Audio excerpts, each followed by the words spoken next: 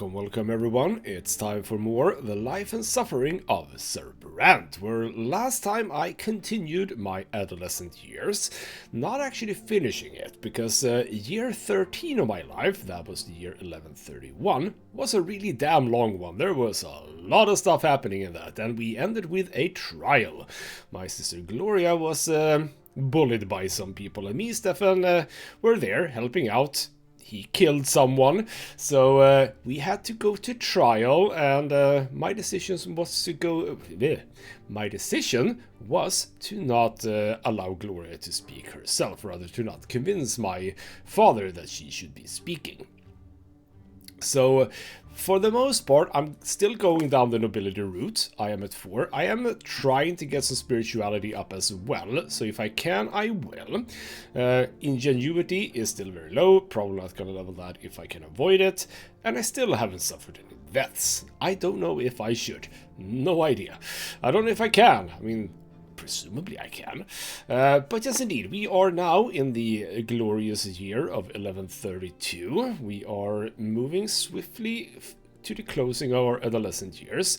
Now, I wanted to sort of, whenever I end a chapter, that would be a good end to end an episode, but we'll see. It kind of very much depends on how much is going to happen in the end of this chapter. It might be that it goes really fast, it might be that it takes quite some time. I have no idea.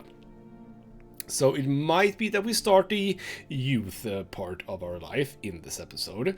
That will just happen if it happens. So let's continue onward with Agony. That is a good title for a chapter, or not chapter, but if this is the chapter, what's this? Just happening, I suppose. Alright then, Stefan leaves soon after the trial, alone. The grandfather does not go with him. For the first time in a long while, he lingers in the house for more than a fortnight. Father says Sir Gregor is ill and needs rest. Several months go by, and it becomes clear that grandfather will not recover. The eldest Brante is mostly bedridden now. On some days, he has trouble recognizing people. When he means to address you or Nathan, he calls you Robert, your father's name. But when he does get out of bed, the house grows empty. The servants hide, mother locks herself in her chambers, you and Nathan run outside or hide quietly in your rooms. If grandfather sees anyone in the hallway, he begins lamenting. Oh, nobody heeds the laws any longer. Any harlot with a child can marry a nobleman these days. Children have no respect. His son betrayed him and let him down. Yeah, we're basically seeing the very clear signs of onset dementia here, don't we? And oh, how the Brante family has lost its honor. No, we're doing actually quite well. Let's look at House Brante. We're actually in a good reputation right now. We're actually getting closer to renowned among nobles. That's actually pretty damn good, I'd say. Well, we have suffered some unity for that, but I don't think that he would matter, or rather, he would care about that. Alright then. Again and again you hear grandfather knocking at mother's door, screaming that it is all her fault. He blames her for ruining his chances to find bliss in the hereafter. He blames her for dooming him to suffer at the foot of the pillar. You overhear your parents talking one night. Mother begs father to move Sir Gregor to his old home and spare the children his decline. Father refuses her outright. It is late at night. The hot, dry winds are coming. Oh, bloody hell, that is a menacing appearance. The house is empty save for you, Nathan, Gloria, mother, and grandfather in his bed. Father has left for the capital on business. You are engrossed in the history of the Empire, snapping out of your reverie only when the clock strikes midnight. You blow out the candle and get ready for bed. You hear the shuffling of heavy feet outside your door. You see light in the hallway. Grandfather, what could he want in the middle of the night? Well, he should at least comb his damn hair and beard. You peek into the hallway once he is past. Grandfather's figure sways as he heads for the door to mother's chambers. He opens the door and walks in. You hear him saying something quietly. Your unease is stronger than your fear now. You sneak closer to hear his words. You foul commoner! I have to cleanse my sins. I have to save my soul. You are my greatest sin, you and what you have done to Robert and this family. I should have put a stop to this marriage. I should have stopped Robert from tainting this house by your presence. Why, oh why didn't I do it? Please, Sir Brante, I beg of you, says my mother. Silence! You will do my bidding. Fire will cleanse all lowborn filth from this place. Fire, fire, and flame will free Robert from this disgrace. This is for my son's sake, for my son's sake, for my sake. I need to eradicate this lowborn filth. The twins, they're calling for me now. I can feel it. I can feel it. Oh, this is not gonna go over well, is it? I beg of you, please have mercy. Mother begins to cry. You run into the room, unable to stay out of this any longer. Grandfather's gaunt figure looms over Mother's bed, a lit oil lamp in his hand. Mother is sprawled out on the bed, crying. Please please just let me warn the children. I beg of you, Sir Brante. Your steps are loud enough to be heard. Grandfather turns to look at you. Stay out of this, Chris. Be useful for once. Worldly matters concern me no longer. I see only my sins now, and a sinner I am. A sinner. The twins, they forgive no one. They will judge me by the pillar. I must do something. I don't want to suffer for all eternity. Go away. Well, if you're a sinner, that's not really my mother's fault in the end. I mean, the twins probably willed it after all. Mother is crying. Grandfather is still looming over the bed, driven to madness.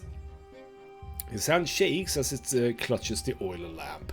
His eyes shine in the dark. He truly believes that this has to be done. You are suddenly torn. What if he's right? What if that is the only way for his soul to find salvation? There's no going back now. You have but a moment to act. But luckily I have a lot of moments, so that's good. So I can run away and indeed rescue Nathan and Gloria, because bloody hell, if he throws that bloody oil lamp on my mother, it's not just her that's gonna burn to death, it's the whole bloody house. I can use willpower and actually stop him, because he apparently also enjoys me a little bit. That is really the level I am at, isn't it? Yes, exactly the level I am at. So, oh, as that is the case, we definitely should probably do this. And I can just let it happen. No. On this occasion, as I do have the willpower, and as my relations with Gregor is where they are, definitely feel like I should be doing this. So, obviously, we're stopping him. That is the good thing to do on this occasion. You look at Grandfather defiantly and step towards him. He stares you down with rage and throws the oil lamp on the floor. You manage to catch it, but just barely. Several drops of hot oil hit the rug, not nearly enough to start a fire. The lamp's glass is blistering hot, it burns your hands, but you still hold on to it safely. You lowborn scum, you ruined everything. You're every bit like your mother, you. Enraged, he takes a swing and you squeeze your eyes shut. But it doesn't hit you. Instead, there is a deep exhalation. You peek at him with one eye, just in time to see him collapse, all his strength fading away. His chest is heaving, his face is a grimace of contempt. Another heavy exhalation. The contempt is gone, there is only fear now. Grandfather's eyes open wide, almost in surprise. He exhales. So place your bets, did my mother just stab him in the back? Or is this basically just a heart attack or something? His eyes grow dim. Mother is there, whispering a prayer. She's shaking violently. You put the oil lamp gently on the bedside table and call for the servants. They carry the body away. It does not disappear. True death has found him. He will never return. You spend the rest of the night with Mother in the sitting room. She will not let go of your hand. For many, many nights afterwards, she keeps seeing Grandfather's shadow out of the corner of her eye. Yeah, I would suspect so, yes.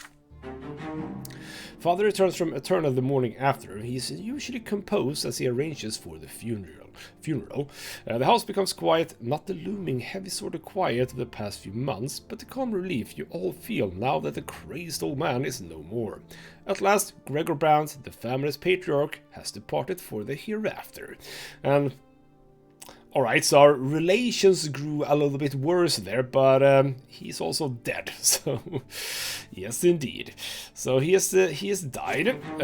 Nobility goes up from that, apparently. Willpower obviously down, and also I get ingenuity. I'm enjoying being on at least bright instead of slow, so I'm okay with that, but okay, so the ability went up a little bit. I am still ready for action. I am still at 0. But that took a bit of a toll on me, yes indeed. Alright then.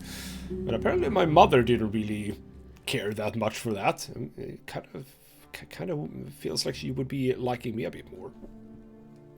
But alright then. Yes indeed, grandfather Sir Gregor Brante left this world forever to meet the twin gods.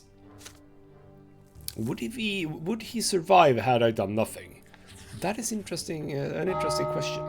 Last respects, the night of the grandfather's death shook your family to the core. Yet no matter how it happened, your grandfather, Gregor Brante, is dead and will never return. He was a fearful shadow looming over the rest of the family, the Brante patriarch exerting his influence on all the lives below him, and all of you will remember him forever. But now it's time for my father to be the patriarch. Father is the new patriarch, yes indeed, of the family now, yet he still cannot bring himself to sit at the head of the table where Sir Gregor used to preside. Stefan locks himself away in grandfather's bedroom every day. He will not talk to anyone. Why would you do that? That's super weird. Gloria and Nathan still jump at every sound that so much as resembles the knocking of his walking stick. Mother spends all day in prayer at the temple. Yet the house has become calm and quiet with his passing. But there is one more thing that must be done. The final farewell. It weighs heavily upon your soul. The day comes to pay your final respects. Father goes to the tomb alone save for Stefan, Nathan and you. Mother and Gloria stay at home. Only nobles or those who may become nobles may join this ritual.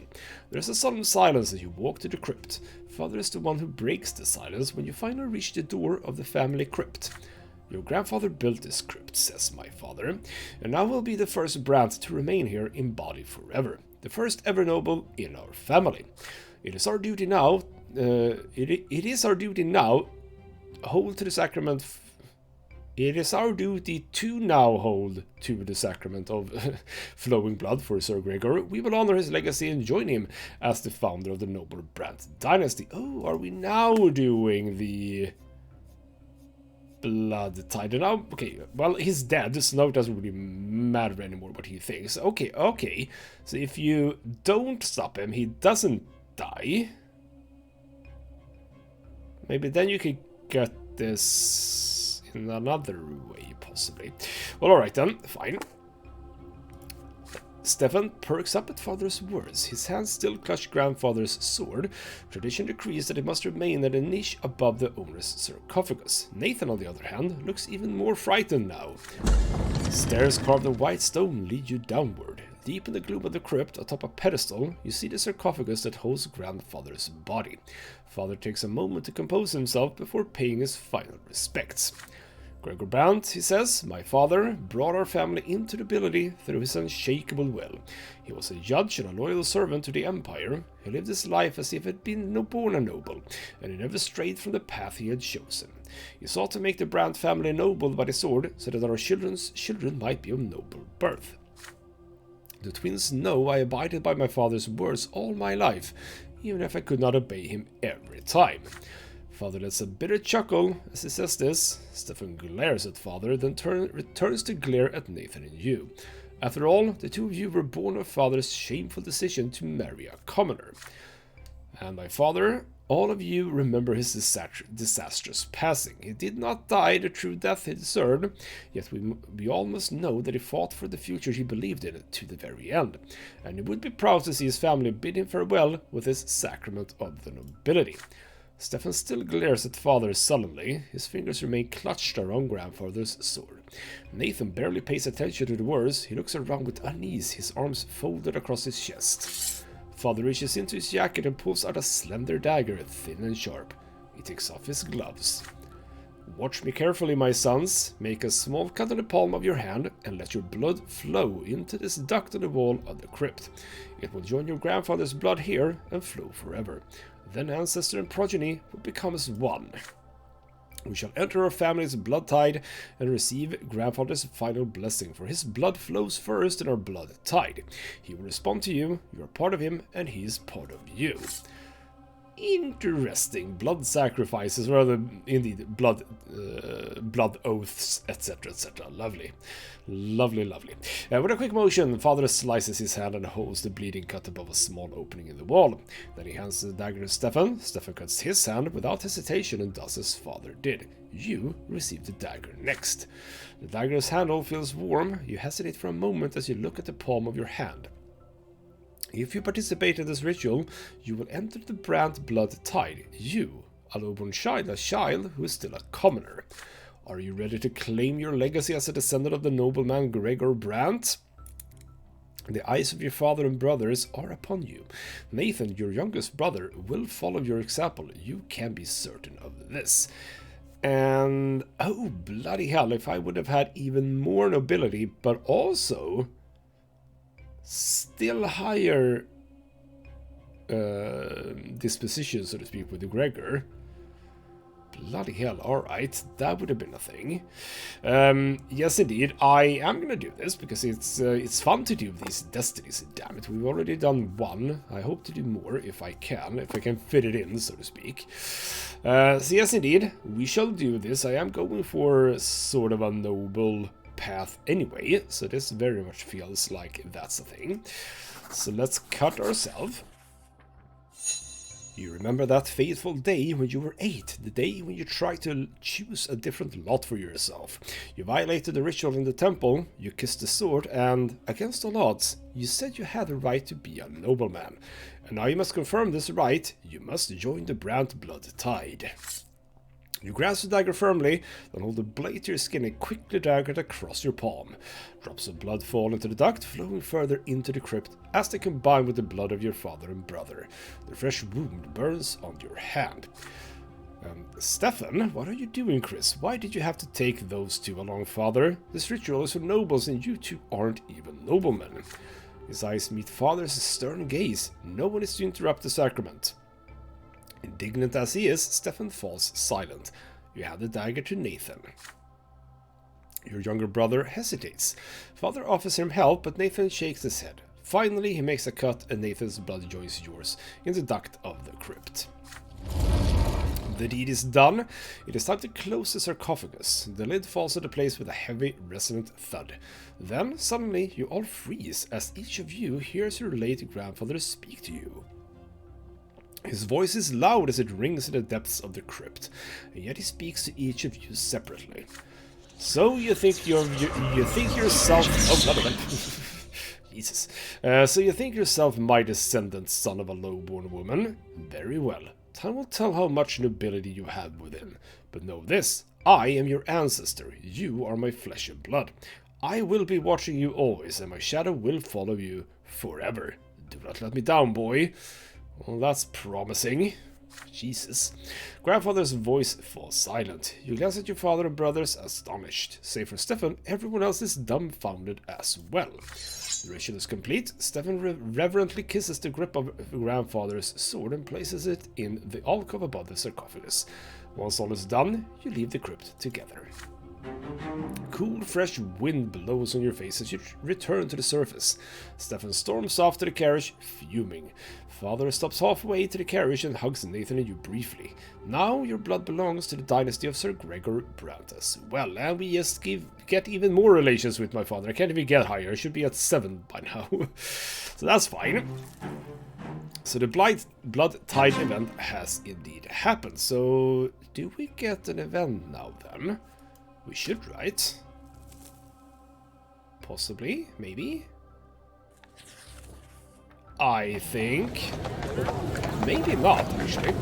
Right then, I've done Stefan's disgrace. Know that he has a lover that he shouldn't have. I've done the blood tide. It wouldn't be sad if I can get to do at least Nathan's admonition. If I don't necessarily want to do that, but it's nice to fulfill destinies, I think. Hey, kitty cat. The fugitive girl. Ooh, well, we do have still the matters of the heart. Now, am I gonna go for yet another commoner girl? Why don't I go for the highborn girls? Why am I always going with the commoners? I don't know. Grandfather's passing and last respects have left a mark on the entire family.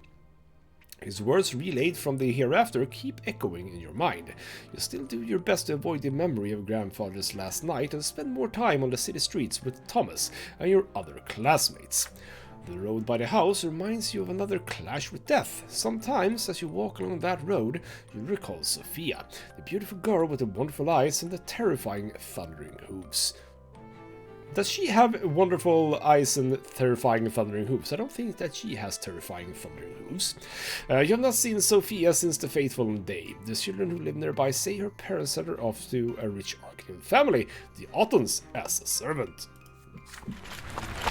The sun is set, the pillar shines palely in the dark sky. Thomas is ill, so you decide to visit him and tell him the latest news. The streets seem oddly agitated tonight, full of horses, cloaked men, strange faces and hushed voices. A young nobleman in a heavily embroidered cloak is walking back and forth, clutching at his sword nervously. There's a grimace of rage on his delicate blue face. He is an Arcanian. Ooh. You overhear voices. Sir Otton, apparently. The girl's not at home. We searched the house. Her parents swear she ran away from home too. They claim they wanted to bring her back. Huh. So it's again back to Sophia, apparently. So Dorius Otton, this is a new character. Just do whatever it takes. Turn this loathsome district upside down if you must. But bring my servant back to me. She's here.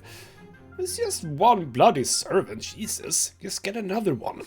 Sophia ran away from an Arcanian. How can this be? There's only one place in the entire street where a person could hide, the abandoned Moral House, 4 houses away from yours. You head there, doing your best not to attract attention. The lopsided house built of yellow bricks has been abandoned for 20 years or so. You remember playing there as a boy. You glimpse a figure inside even before you enter. A pair of eyes glimmer in the dark. You would recognize them even after another 4 years. Sophia has grown up. She's almost an adult now, and her face is full of fear. She's not the easygoing girl next door that you remember. She finally recognizes you. Oh, it's you, Chris. Be quiet, they're all looking for me. I ran away from the youngest Otton. I might be in for a lesser death here, but I'd rather die than spend another day in their slavery. I'm just a thing to him, just a toy to play with. Sophia winces and closes her mouth as she says this. There's a glint of bright yellow deep in her eyes. I ran to my parents. I told them all about the men I had to serve, and I went and alerted the Ottons. They don't want to be the target of their ire, but you aren't going to tip them off, are you? The barking and shouting are getting closer. Sophia's voice grows quiet. She runs off to the darkest corner of the house before you can answer. One of Otton's servants is so close you can hear his cloak swishing against the ground. He notices something and calls for the others. There are more voices around you now. They approach the house from the yard and surround it. One of them seems particularly snappy, annoyed, and impatient. You have already heard this voice today. If you're in there, girl, you'd be advised to come out and quit wasting my time. All will be forgiven. You will go back to where you were, you know it, and if you don't, I'll drag you out by the hair. Well, aren't you a very kind fellow indeed? And yeah, servicing men, I think I understand the implication there, yes. The hilt of a young Arcanian sword bashes at the door. He's about to lose his patience for good. Sophia hugs the wall in the dark, trying to stay still. She glances at you. What will you do? Your heart is racing. Can you act against the Arcanian's order? Do you have the gall to defy the mighty nobleman? Well, bloody hell, I can't basically do nothing here. Wow. Alright then. Well, both the options for doing something positive for Sophia are gone. So I didn't avoid her dying the first time because I didn't have the willpower for it. I have the willpower now, but I don't have the ingenuity because, well, I haven't really been going for ingenuity. Because she has died her first death, I can bring her back because presumably if she didn't, well, actually, so we would be in this situation no matter what. And had I saved her then, this would actually not be an option. Or I can just hide. Or I can just hide.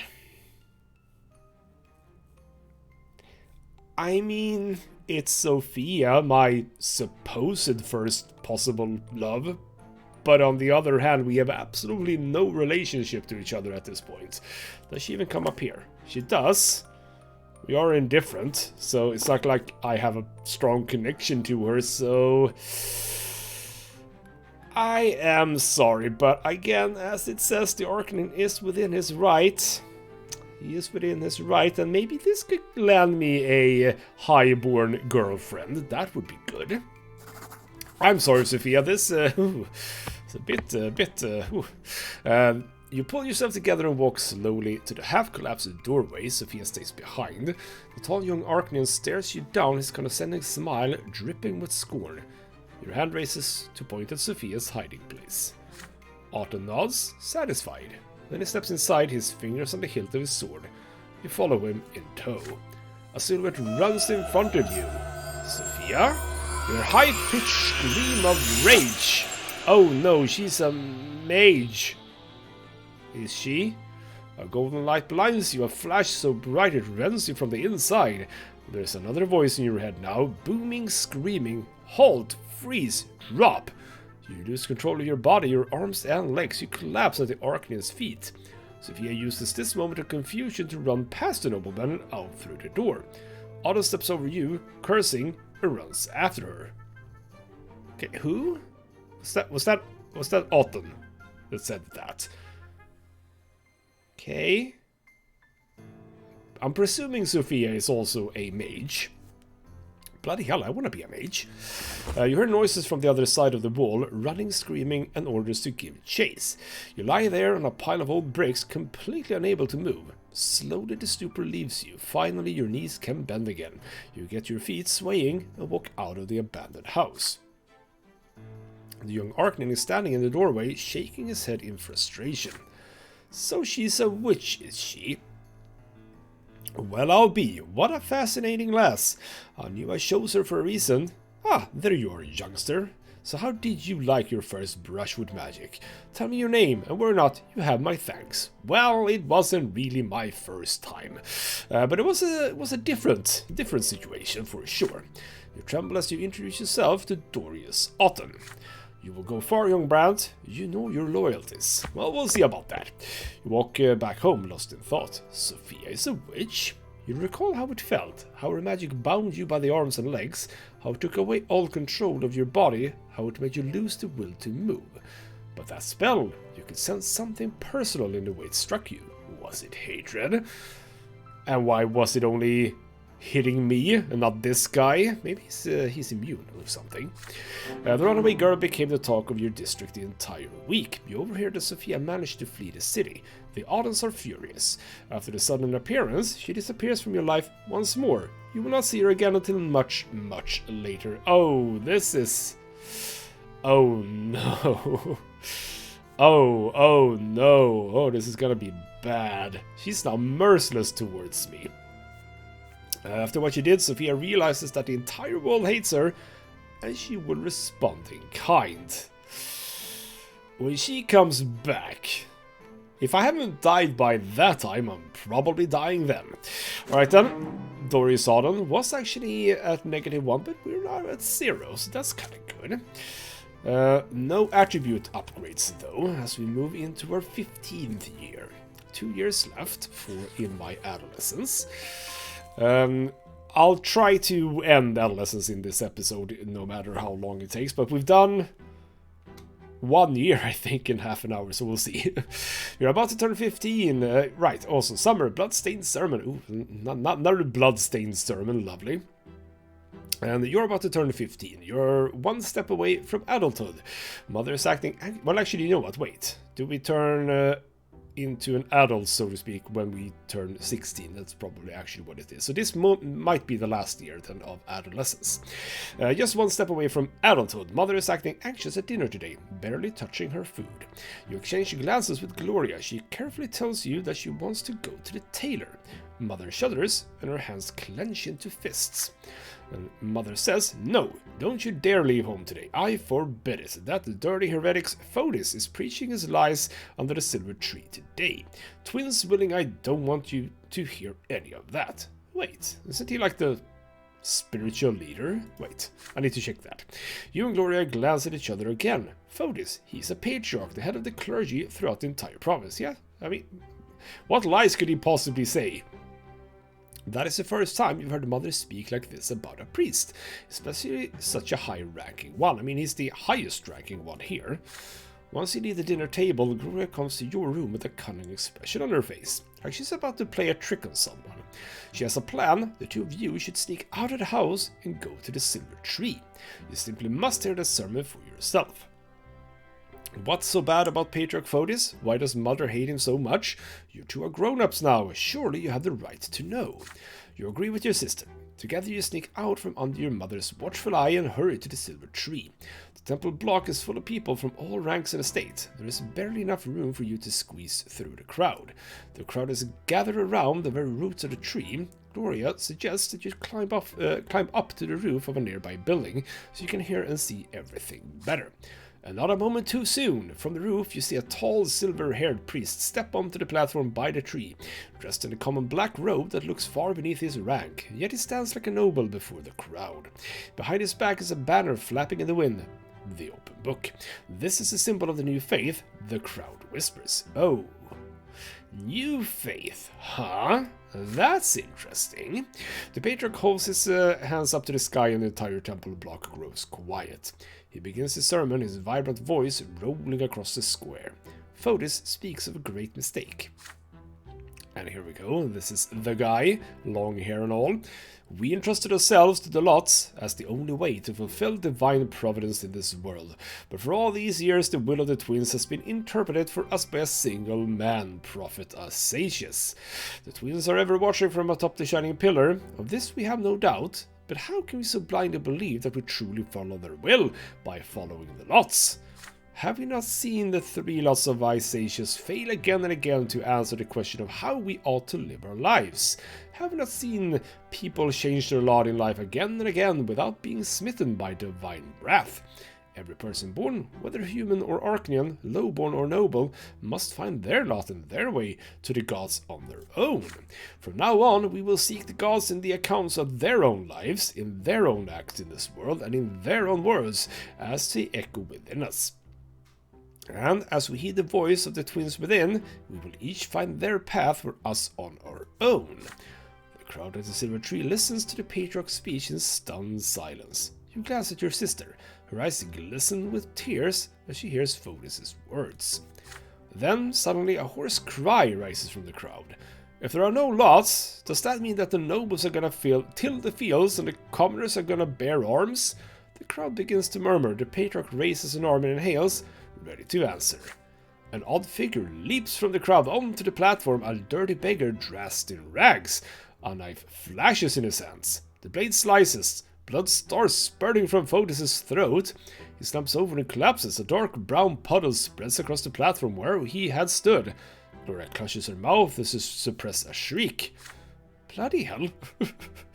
Why would a beggar do that? Probably not an actual beggar, maybe. A few moments of stunned silence, and then the screams begin. The people are frantic. The temple guards try to restore order in the crowd, but to no avail. An old woman dressed in an inquisitor's cassock tries in vain to apply pressure to the Patriarch's wound. The nobles draw their swords, dogs are barking, the crowd is pushing and shoving, children are crying. The entire square by the tree is in chaos. Good thing we're not there. From the roof you see the moment when people start trampling each other, howling, praying, shouting. Gloria tugs on your sleeve. Time to go. You climb down from the roof and run. You return home without exchanging a word. Mother has been in her room all the while, so no one noticed your absence. Gloria locks herself in her room. You do not discuss the things you've just seen. They are too frightening. But your parents discuss every little detail of the bloodstained sermon over dinner. And my father goes, this is unbelievable.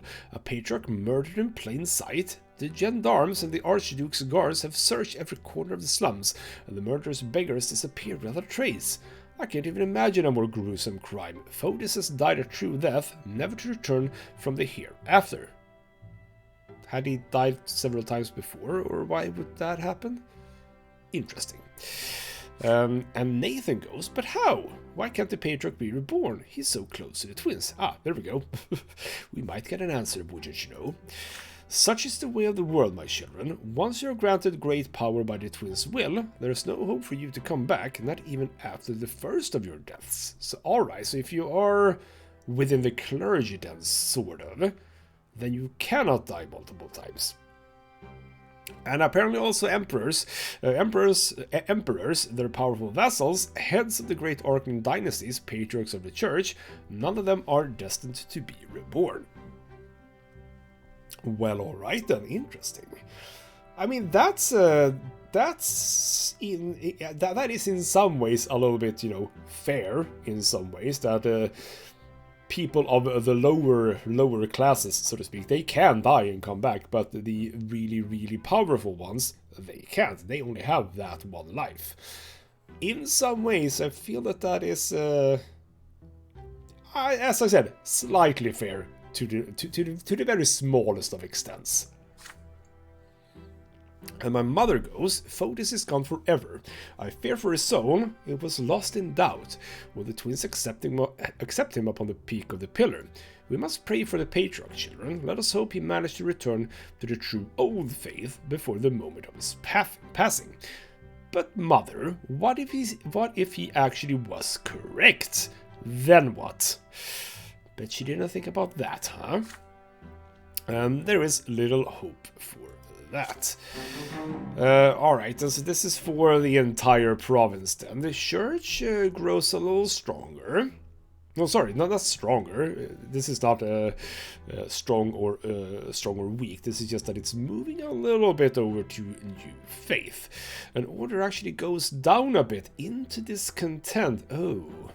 And these are obviously things we cannot in any way, shape or form impact right now, at least. We might be able to impact later on, but right now, no. We are sort of out of that. Alright then, the last night. Tomorrow you turn 16. Oh, bloody hell, we moved swiftly on here now. According to Imperial law, you will be a full adult. Your time at Sir Tibor's school has ended. You have studied enough to apply for the Imperial College and learn the judge's trade there. You are to travel to Eterna tomorrow. Your friend Thomas will go there with you to try his luck in the Imperial capital. Mother and father prepare you for the long journey. Well, what did you sort of become after being at the school? Interesting. Alright then. My father goes, remember son, there is only one goal for you. You must become a student at the Imperial College. Your teachers dragged you through all those books for a reason. You have the knowledge and the fervor to be ennobled by the mantle as I was, and as my late father was before me. And who knows, maybe one day you will be the one to write the name Brante in the blue book, and ensure that your children's children will be noble by birth. Not my children, then? If I don't have a child before that, shouldn't my possible children then become... I don't know. Anyway, then mother speaks to you carefully. There is worry in her eyes. But Robert, there may be another path for our son. Stefan, your firstborn, was born a noble. He will surely earn the title for the entire Brante family. Your second son bears the favor of the twins. For him, the path of the priest is a worthy calling, no less than a nobleman's sword. And I am a bit intrigued by that possibility. I have not given that up, let's just say. They have been arguing about your future for a while now. Still, she would never defy the will of a nobleman and her husband. You smile at them both, trying to placate them. Gloria laughs quietly behind their backs. Just don't become a snoot like Stephanie, you'll do just fine, says my sister. Mother chides Gloria for that. You wink at your sister. Nathan has been downcast all evening. He barely touches his dinner. When everyone gets up from the table, he suddenly rushes over to embrace you and says, please don't go, Chris. Can't you stay? I don't know what I'm going to do without you. Well, you have your sister, so it's fine. You tussle his hair in response. There is no way you can stay now, you say. When you come home, and you will come home, you'll tell him all your stories and bring him a special present from Eterna. This is it. All your lessons have been learned, all your things have been packed for the road. You will leave the family home tomorrow. Tonight is your last night at home before your departure. You walk through the rooms one last time. The sitting room where Mother used to read your fairy tales, the library where Gloria used to spend all her time, Father's study, which you entered only on special occasions, the backyard where you taught Nathan to build towers one summer. The whole place feels so familiar, so dear to you, it feels like home. You lived here for 16 years. Will you ever return? It is getting late, everyone is already in their rooms, but you hesitate. Father, Mother, Gloria, Nathan, it will be a long time before you see them again. Who would you spend your last few hours at home with? Well, I can't do Mother or Gloria because bloody hell they hate me. So, I suppose Father. Does it matter? Again, because it is unlocked, it kind of feels like I should. Bloody hell, I'm not even... Wow, Gloria -1, lovely. We're not even close to that. But you know what? I'm gonna go for Father. Nathan will be fine. We'll talk when I get back at some point. So Father, let's have a bit of a chat, you and I. You find Father in his study reading a book. He has been like this for as long as you can remember, always at his massive desk, surrounded by books and papers and letters, reading or writing. You enter the study, Father looks up from his book and gives you an inquisitive glance. You want to spend the night with him before you leave. Maybe he can tell you some stories about Eterna and his own studies, or give you some fatherly advice. Father smirks at that, as though he is plotting something. Have a seat, son. He reaches into the drawer and produces a decanter filled with rich golden liquid. It's time to get drunk for the first time. Lovely. Barley whiskey, a nobleman's drink. I think it would be good for you to try it. Yeah, this is the old times where parents just allowed kids to drink as much as they would want to, basically. Okay, maybe not like that, but you know what I mean. Father pulls out 2 glasses and pours a little of the liquid into each of them. You take your glass and bring it to your mouth. The whiskey stings your lips and palate. Father clearly savors the drink. Father tells you a long story about his studies at the Imperial College. He had to study among the sons of the richest nobles from all corners of the land. He was but a commoner back then, and he had his fair share of hardships. We asked him about living in the capital. He says it was difficult, dangerous, and full of temptation. And he says, you will have your share of time in high society as well. I hope the company of nobles won't lead you astray, son. You didn't go to a boarding school like your elder brother, but I believe a good education and a good family still stand for something. Now, what else can I tell you before you leave? Father recalls the balls held in the capital when he was a youth. He even stands up from his desk and shows you a couple of moves. Go, Dad. Their dancing was incredibly modest, all bows and sidesteps, no touching between the dance partners. But then again, he chuckles. Those were the days when a fair lady could steal your heart with a single glance. You nod. If anything, you know that feeling by now. After he mentions dancing, he starts speaking of something he's never mentioned to you before. Stefan's late mother and his first wife, Amalia Elborn.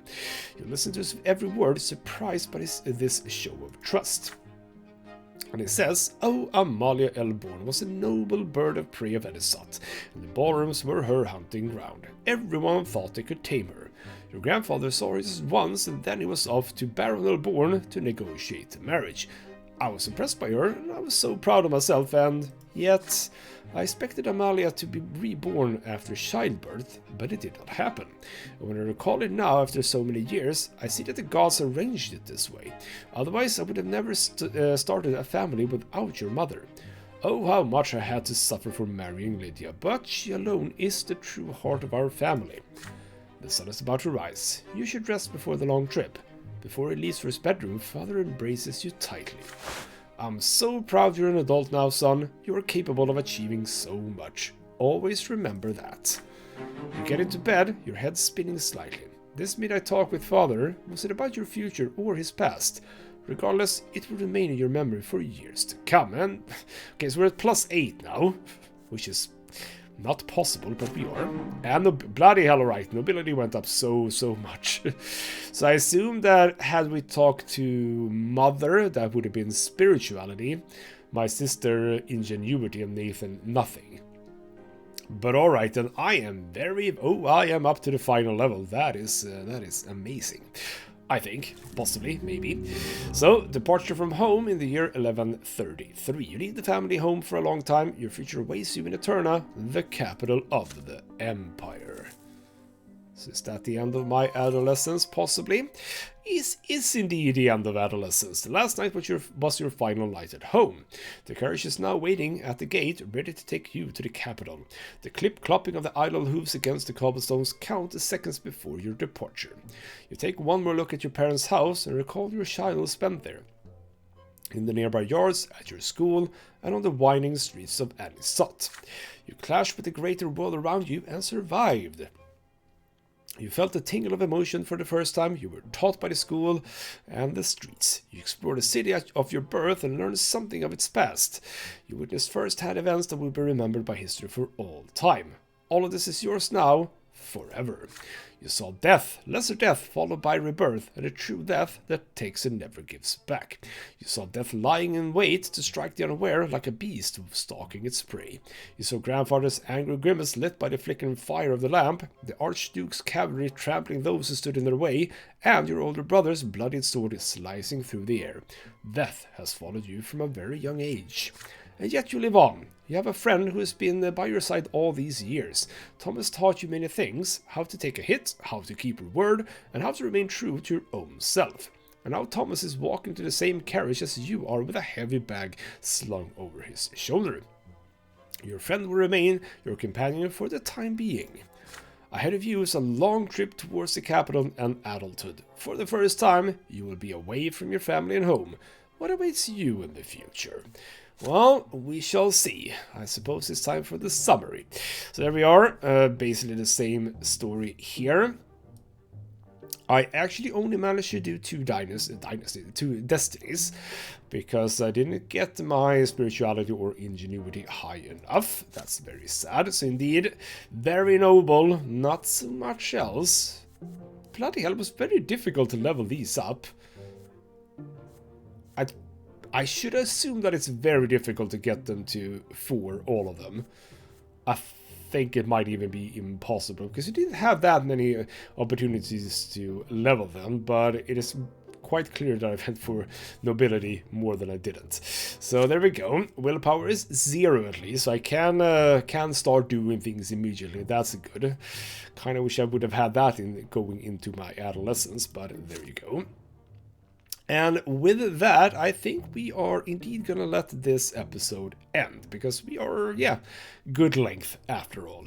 So indeed, chapter 2 is done, adolescence is done, which means that we are moving on to, where couldn't I see that somewhere, what the steps are? Right, I can see it here, here we go.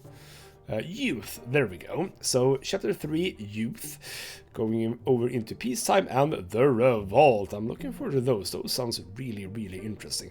So I'm thinking, having seen sort of the preview of the chapters in the sort of the little view that you get when you started the game after each time you've closed it, I think the chapter 3 is going to follow chapter 1 and chapter 2 fairly consistently. That is to say, we're going to go like 1 year at a time. I think that this is going to be where it starts skipping a few years here and there. We'll see though, I might be incorrect about that, who knows. But in my personal life, I didn't meet a girl because I screwed up Sophia so bad. Yep, that is very true. And I'm gonna assume that it's Sophia that's the girl, right? Because if you save her and then protect her in the house, presumably she's gonna like you quite a lot. I sadly did not have this, but I also couldn't because I didn't get the epiphany in my childhood, so I feel like I'm missing so much, but I am gonna play this game again, by the way. Like, basically immediately after I'm done with this series. I'm gonna play again, I'm gonna discover more things about it, because this is fascinating in some ways. And I'm also thinking that what we've done so far, I do wonder how much it's gonna sort of affect this. Like, for example, this one. I know his secret. Will that come into play later? Or is that just now gone? And what would these do?